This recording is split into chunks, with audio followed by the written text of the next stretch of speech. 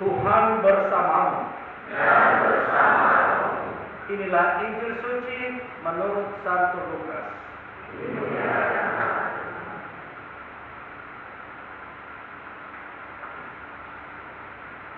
Ketika Yohanes Pembaptis mewartakan pertobatan, banyak orang bertanya kepadanya, "Jika demikian, apakah yang harus kami lakukan?" Jawab Yohanes kepada mereka, "Siapa saja yang mempunyai 2 helai baju, hendaklah ia membaginya dengan yang tidak punya. Dan siapa saja yang mempunyai makanan, hendaklah ia berbuat demikian juga." Pada waktu itu, datang juga pemungut cukai dan untuk dibaptis. Dan mereka bertanya kepada Yohanes, "Guru, apakah yang harus kami perbuat?" Jawab Yohanes, "Jangan menagih lebih banyak daripada yang telah ditentukan bagimu." Prajurit-prajurit juga bertanya kepadanya, "Dan kami, apakah yang harus kami lakukan?" Jawab Yohanes kepada mereka, "Jangan merampas, jangan memeras, dan cukupkanlah dirimu dengan gajimu."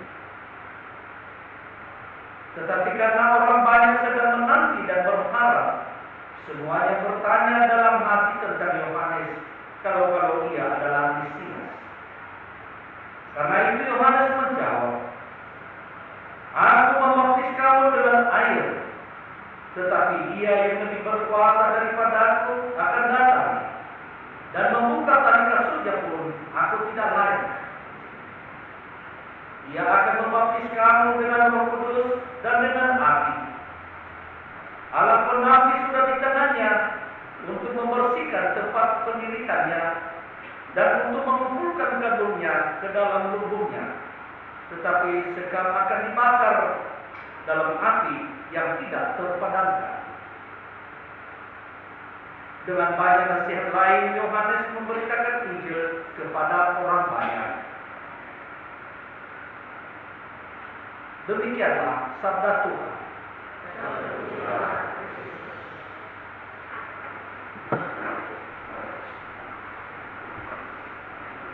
Bersukacitalah dan bersorak-sorai. Saudara-saudari kasih Tuhan, minggu hari ini disebut Minggu Lekar, Minggu Sukacita, Minggu Kegembiraan, karena sebentar lagi kita akan merayakan hari kelahiran Juru Selamat kita. Selain daripada itu, tentu kita juga mempersiapkan banyak hal untuk menyusun pesta tersebut. Saudara-saudara kasih Tuhan, di dalam satu kota ada 2 orang yang tinggal di sana. Pertama, seorang tukang lukis dan seorang gila. Orang gila ini tidak tahu bagaimana cara hidupnya. Dia berkeliaran siang dan malam, badannya kotor, tidak mandi, bau, rambutnya tidak dipangkas, semua melambangkan hal yang paling jorok. Di sisi kota hidup juga seorang pelukis yang tersohor. Dia ini sudah tenar bahwa gambarnya begitu hidup mendekati aslinya. Maka suatu hari orang gila ini lewat di depan toko orang yang berprofesi pelukis itu. Dia masuk dan entah dia sadar atau tidak, dia mengatakan kepada pelukis itu, "Bro, lukis saya." Wah, kata orang gila ini, orang pelukis itu, bagaimana saya melukis orang ini? Orang gila ini.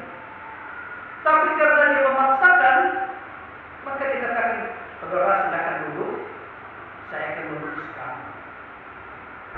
Dan dia mulai mengoleskan penanya di atas kanvas. Dia melukis begitu indah, begitu luar biasa. Goresan-goresan insinya di atas kanvas itu melihat orang gila ini. Sudah lama orang gila itu mengatakan, "Nohai." Dia lagi ada tulis saya. "Nohai, you like it." Sudah saya tidak lain, itu ya.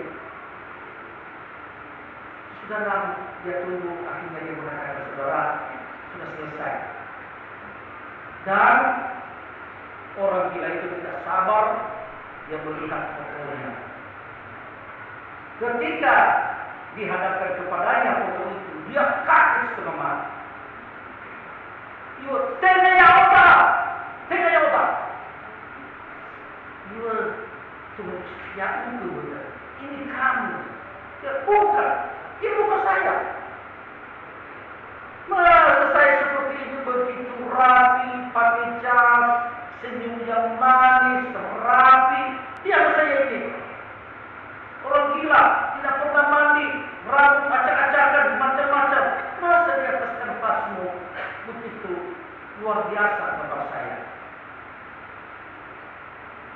Pelukis mengatakan, saudara, saya tidak melukis kamu sebagaimana apa saya lihat dengan mata saya, tetapi saya melukis kamu dengan mata hati saya.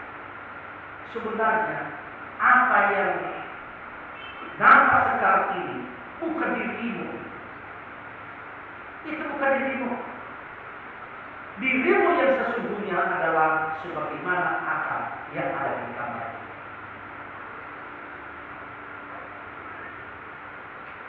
Saudara-saudara, bagaimana diskusi seperti kita saat ini, saya juga tidak tahu. Mungkin ada yang bersuka cita, ada yang biasa-biasa saja, mungkin juga ada yang lagi galau. Ya, galau karena apa? Apakah karena putus cinta? Saya juga tidak tahu. Galau karena belum dibeli bajunya oleh orang tua, saya juga tidak tahu.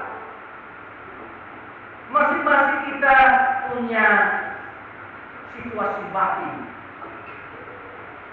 Masing-masing kita punya masalah. Tetapi saudara kasih Tuhan, apakah masalah itu akan selesai kalau kita tetap tinggal di dalamnya? Masalah tidak akan selesai. Sebagaimana hari ini orang-orang Yerusalem meninggalkan tugas harian mereka, kesibukan mereka, dan segala permasalahannya pergi kepada guru.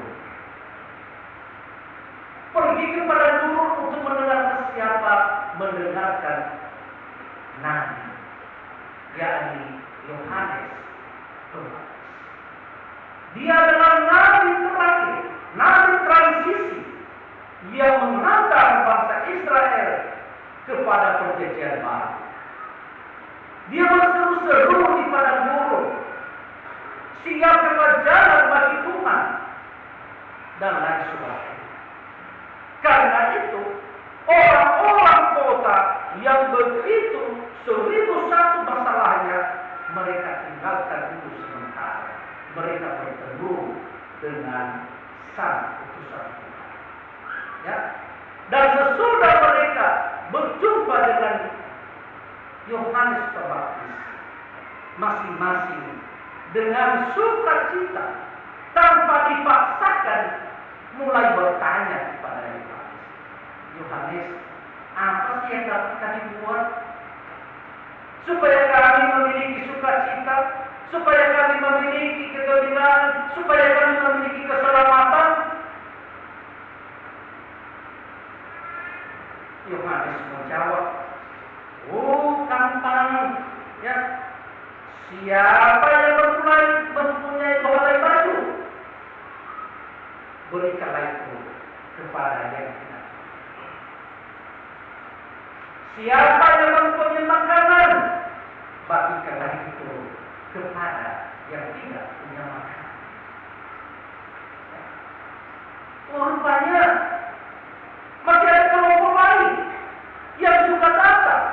Walaupun mereka terikat dengan tugas, tetapi mereka meninggalkan sementara itu. Siapa tadi? Tentara. Mereka cuma datang mengatakan, "Yohanes, apa yang kami buat? Kami sebagai tentara, kami sebagai abdi negara. Apa? Oh, apa? Jangan merampas, jangan memeras. Cukupkanlah dirimu dengan gajimu." Dan masih banyak hal, kelompok-kelompok lain yang dengan hati tulus mau bertobat, mau kembali ke jalan yang benar. Tanpa dipaksakan, mereka bertanya, "Yohanes, apa yang dapat kami buat?" Saudara-saudari yang dikasihi, kita seperti bangsa Israel pada zaman Nabi Zefania, tinggal di dalam situasi yang mencekam. Masing-masing kita punya masalah. Memang kita bukanlah orang-orang yang terbuang dari negeri. Kita tidak hidup di negeri orang. Tetapi suasana mungkin bisa terjadi di dalam kehidupan. Ya. Bisa saja kita menjadi orang-orang yang terasing di dalam keluarga kita sendiri.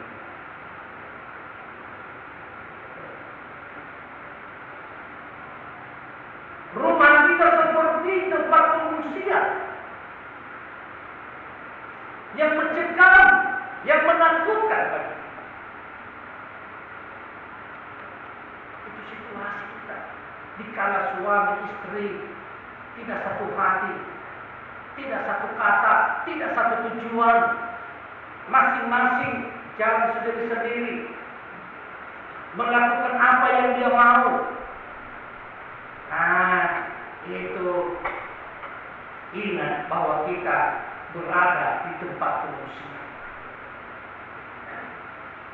Walaupun kita satu rumah, tapi situasi itu bisa hidup di dalam diri kita masing-masing.